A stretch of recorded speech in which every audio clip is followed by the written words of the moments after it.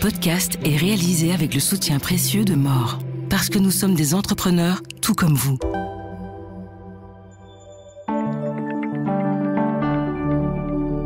Bienvenue dans le Trends des marchés. Je m'appelle Fanny Rocher et avec notre analyste Laura Roba, nous revenons sur certains résultats mitigés, dont ceux de la brasserie néerlandaise Heineken, qui sont en baisse.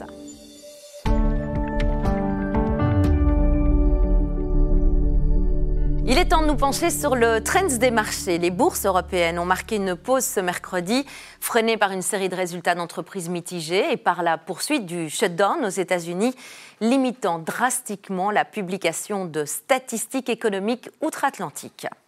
Sur Euronext Bruxelles, WDP a clôturé la séance en tête du BEL 20. Jensen Group s'est également illustré alors que le titre connaît une forte reprise depuis le mois d'avril avec un gain de 45% en 6 mois. Du côté des baisses, UCB a nettement marqué le pas après ses récents records. Immo Mouri a également été délaissé par les investisseurs ce mercredi.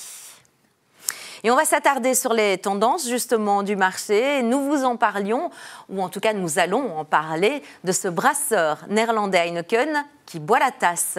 Avec vous, notre analyste Laura Roba, bonsoir et bienvenue. Bonsoir Fanny. On va faire le point peut-être sur les résultats d'Heineken qui ont été publiés ce matin. Tout à fait. Alors des résultats qui étaient en ligne avec les attentes du marché. Heineken, ils ont eu un troisième trimestre qui était assez compliqué. Les volumes de vente étaient en baisse de 4%. Si on regarde au niveau des régions, on voit que l'Amérique est en baisse de 7%, l'Europe de 4%. Au Brésil, on voit que ce qui a surtout impacté la demande, c'était les conditions macroéconomiques compliquées. En Europe, il y a eu des différends tarifaires avec des distributeurs. Et si on regarde dans les autres régions, l'Afrique est en hausse de 1% et l'Asie en baisse de 1%. Donc les résultats étaient en ligne avec l'année dernière. La réaction du marché, elle était plutôt modérée, ce qui montre en effet qu'il n'y a pas eu de grande surprise non plus. Quelles sont les perspectives pour le reste de l'année ? Alors, initialement, le management, il s'attendait à ce que les volumes soient en ligne avec l'année dernière. Maintenant, ils s'attendent à ce qu'ils soient légèrement en baisse. Ils avaient donné une fourchette de 4 à 8% pour leurs bénéfices d'exploitation organique. Et maintenant, ils penchent plus vers la partie basse de cette fourchette. C'est ça. Alors, dans un tout autre secteur, peut-être parlons aussi de Hermès. Hermès qui a publié ses résultats ce matin, qui étaient là, pour le coup, plutôt bons.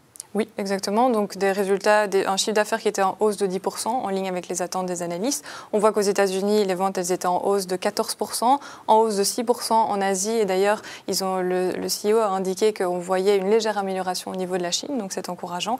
Au niveau des divisions, on voit que la division parfumerie, beauté et la division horlogerie font moins bien que le reste. Et en ce qui concerne les perspectives, ils s'attendent à une croissance des revenus dans le moyen terme, malgré tout le contexte économique compliqué. Oui, c'est ça. Alors, qu'est-ce qui explique la réaction négative du marché qui contraste entre cet accueil réservé aux résultats de LVMH, publié la semaine dernière ? Alors, ce qu'il y a, c'est que potentiellement, le marché avait des attentes plus hautes à la suite des résultats d'LVMH qui a effectivement fait un retour à la croissance au troisième trimestre alors qu'ils ont eu plusieurs trimestres avec des ventes en recul. Il faut savoir que Hermès a une base de clients qui est différente de celle d'LVMH. Ils ont des clients qui sont plus fortunés et qui du coup sont plus résilients dans des périodes économiques qui sont compliquées.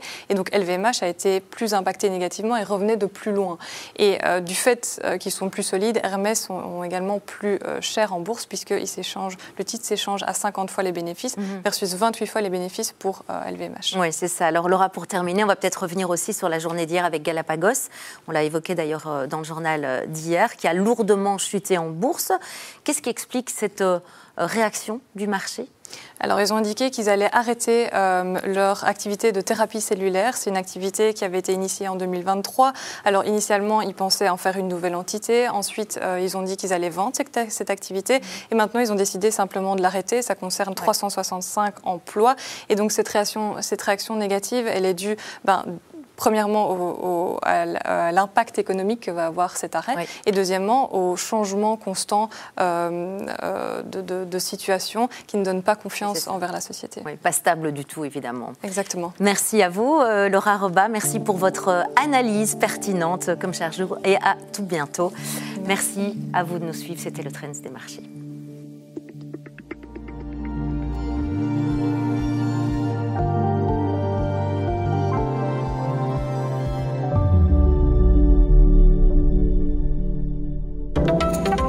Interrogez-vous sur vos marges pour créer plus de valeur.